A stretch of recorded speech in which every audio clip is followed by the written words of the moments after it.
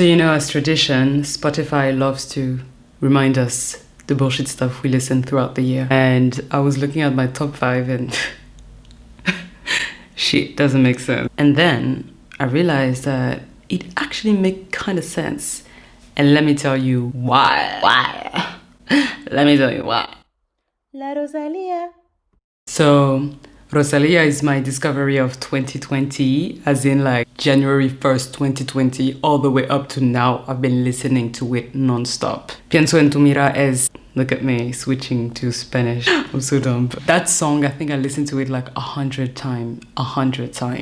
And I broke down the reason why I was so in love with the music. I think her album came out in 2018, but it's literally like the most innovative music I've listened to in the last few years, especially in pop though. Like whenever I say that, whenever I mention something like innovative music, exclude rap music, because rap is constantly innovative. Her music is trap influenced. The aesthetic of it reside in the fact that she heavily is inspired by flamenco music, which has drawn some controversy in the country. And on top of that, on top of the fact that the music is innovative, she is herself a technician, like the vocal prowess, the power of her vocal agility, the speed of her vibrato, and like her overall vocal prowess is crazy. And when I listen to her music, I really feel like her voice floats on the track like a tranquil boat floating on the Thames, going away from 2020, reminding us of how crazy this year was, trying to erase all the bad, the good, the lockdown memories of my mind. But literally her voice floats on the beat. And for those who know me, you know how innovation always relies in the contrast. You know, as I said, like modern music, trap influence meets flamenco, Spanish music. And her overall thing really reminds me of Stromae, where he always does this thing where it's constant opposition. So Stromae always used to write really sad songs over really like joyous, flamboyant EDM in-your-face beats, or he would sample traditional rhythm, traditional sounds, and then he would put really modern topics or like a modern way or a modern approach to the sound to it. If you really go back to his discography, you will realize a lot of the songs that made him extremely famous are based on this formula. And he's not the only one using that, of course. As for Stromae, Tyler the Creator inspired imagery. I'm talking about the socks, and of course the really vivid colors. Both of them really have a cartoonish character, as it's almost as if they created themselves into this new character, as I just said. And to stay on the topic of imagery, like for Rosalia, like it's the same for a lot of her music videos. Are like the aesthetic is ultra lush. Of course, it's really hip-hop inspired, and it's still really influenced by Spain, but it's drawing from camp culture as well. The colors she's wearing, the fabric she's wearing as well, a lot of latex. And on top of that, she's selling the brand Spain, which I'm talking about like on a mainstream level, we haven't seen exploited that much. I'm not talking about like people singing Spanish or reggaeton.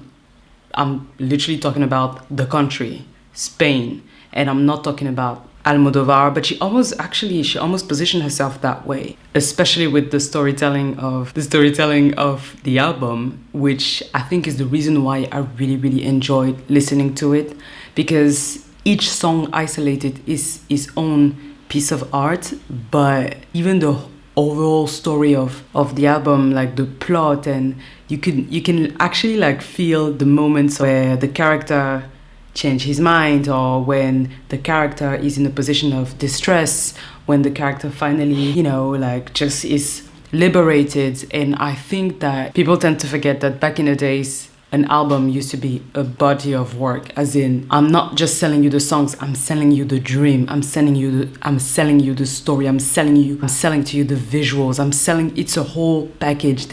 I'm at this moment in my life, and I think Beyonce still embodies that a lot, and of course a lot of other people are still doing, like masterful albums, but not to the level where it's completely innovative. And on top of that, while listening to the music, I could see the movie in my head, and I was just, this is so good. And I think the first time you listen to it, you're a little bit taken aback, as in, what is this exactly? I'm having a hard time getting into it. But once you're sucked in, it's over. It's over. My second artist that I listened to the most this year was Party Next Door. Okay, shorty a killer. And I think it's funny because Party is like, I don't know, he really like gives me this London vibe.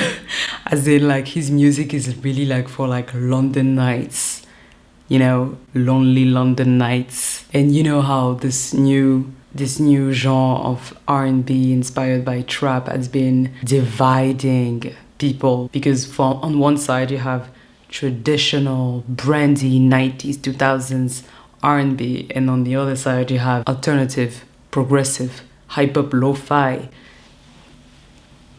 under the cover, under the layers, under this, under that, looking like this, wearing like that, like the bass is really low with the voice dropping low type of R&B, that Bryson Tiller, like trap soul type of R&B, which I really learned and grew to enjoy a lot. And should I say, sometimes more than traditional R&B. Oops. But his album, like Party Mobile, is really all I listened to during the first lockdown. And I don't know if it's because I was in that mood, as in like low-fi, under the water, depressed. I wasn't really in that mood.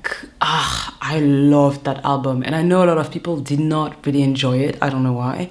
But the more I listened to it, the better it was getting. And I was literally like feeling the words my chest. And granted, sometimes like on some songs, it does sound like Young Thug. He does sound like that. And I don't really understand why, if I'm being honest, because I always loved his vocals since his, first tape. But it didn't bother me that much. Like, I don't mind. I think that people should leave some room for growth and some room for experiment for artists, I think Young Thug was really, really, really influential those last few years, and people have been really downgrading his legacy, because literally I remember in 2013, 2014, I remember reading on Complex, who is Young Thug. He was a bit, he was completely different from the norm of hip-hop, wearing dresses, he was wearing nail polish. I remember vividly in the Complex article, it was written a breakdown, a list of why he was different. And I think like number 3 or number 4, whatever, was he's wearing nail polish. And I'm just like, and I remember thinking, this is so dumb. And now look at where we are now. And he was just this alien, or no, should I say, he was this like, he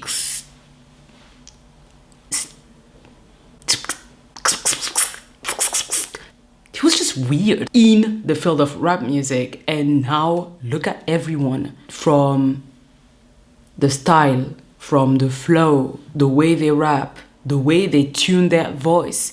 Like the melodic rap even came from him. Like he really influenced a lot of people. And so that's why I get annoyed when people are like, why does PND sound like Young Thug? And I'm just like, okay, like granted, I've noticed as well, but leave him room for experiment. No one said anything when J. Cole did that, The News is the song that I listen to a lot. I think it's the way, when you just surrender, you just surrender to things. Like the person is telling you, I don't know, like about moving in the same direction, and you reply with, well, not all your wishes are my wishes. And there's that in that song. There's also this idea of, I really love when he sings, hurt me, then tell me man up, as in like, you hurt me, you are the one hurting me. You are the one, you know, attacking this fragility in me, which we would traditionally call this feminine energy in me. And then you're telling me to man up. And then you're telling me to protect you, as in this masculine energy. Hurt me, then tell me stand up. As in like, you take me down, then you tell me to stand up. And I love how the entire song is just opposition. What's news to you is not news to me. What's blue to you is not blue to me. Because he's basically saying as well, like, when you feel down, I don't necessarily feel down. Or what is new to you is not new to me.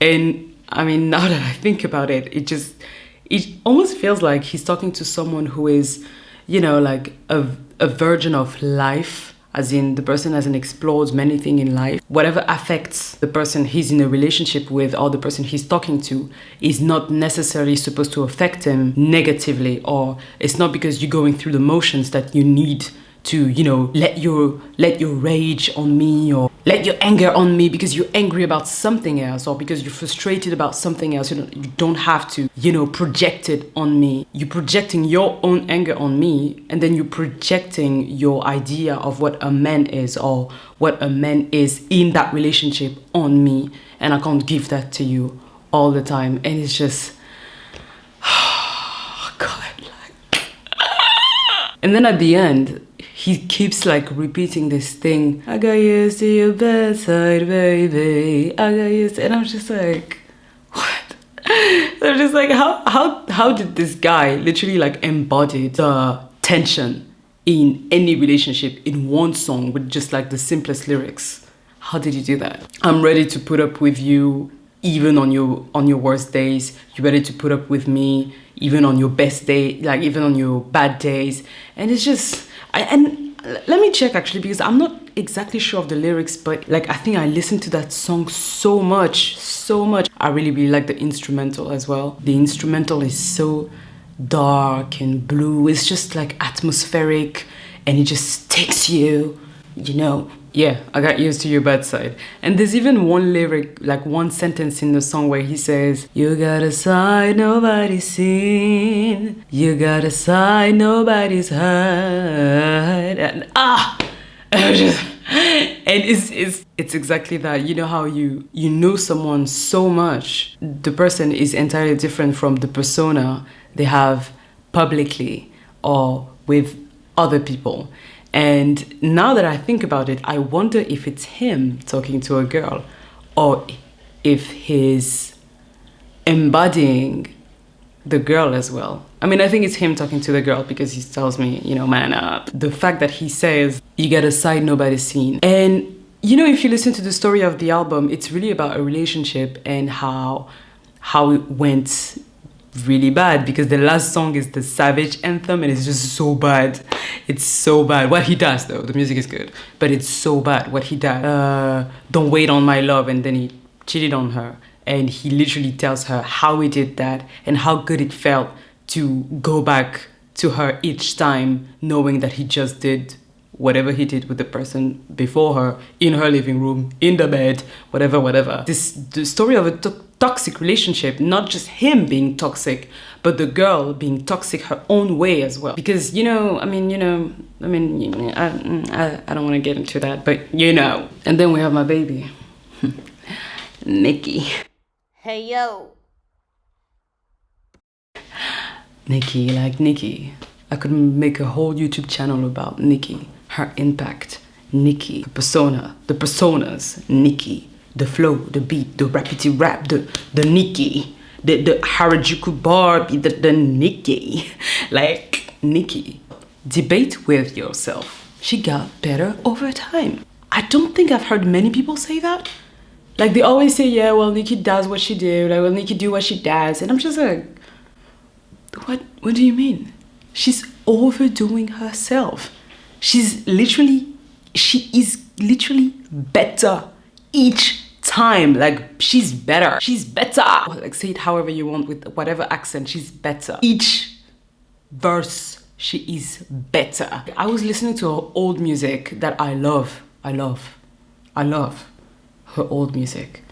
But I was listening to like stuff from like 2 years ago, last year, now, and I'm just like, Nicki, like, how does anyone get fine like this? She literally aged, like her rap skills aged like fine wine. It gets better over time. And Yikes, funnily enough, is the song I've listened to the most this year. I mean, also because I was learning that choreography, that Jojo Gomez choreography, and she has like, you know, that choreography. And but like the song is just like the way she like handles her flow. I will do like a Nicki breakdown analysis of the way she rhymes, because it's out of this world. It's out of this world. People don't even realize how like each line is so smart and yet so simple. See, opposition again. Like, it's incredible. I mean, her verses need to be celebrated, and not as in, oh, she's a legend, or oh, what she has done, and oh, but as in like, no, they need their own celebration time. Come on. And it's funny because when she like gave up on the theatrics a bit, I mean, I really love that side of her because, you know, musical theater, but I was happy as well because now like the lines, the rap shines, as in like not the wig, not the costumes, not the voices, like not the theatrics, like literally like just what she says and the way it sounds. And I think it's so powerful. I mean, like, okay, I'm not talking about the depth of it or what it means politically and the discourse behind, but like how you can just listen to, I mean, she could rap a cappella and it would, I mean, she has done that, but it would still be amazing. Like the way she used her voice as her own instrument is chef's kiss, or should I say Lauren's kiss. I think that I know she wasn't hiding behind that. I know it was part of the whole package. I know she enjoys that a lot. I do enjoy it as well. Back the voices, the wigs. I used to love the costumes and stuff. Used to love that. And actually, I need to talk about her influence in that regard as well, because yeah, the influence is out of this world. It's crazy. But I'm so glad to just. I don't need a music video. Like, I don't need a music video. I just need the voice. That's it. And when she's like featuring with anyone, I don't even listen to the other artists. I just listen to her. Yeah, that's it for my top 5 most listened song, because the 2 other songs are like, I mean, they don't matter that much. It's just I really like the instrumentals, and that's it. And it's reggaeton, and I think I'll do another video on that. But if you think about it, it makes sense. As long as you have strong storytelling, a unique creative position, I'm going to listen to you. And hopefully you will listen to me.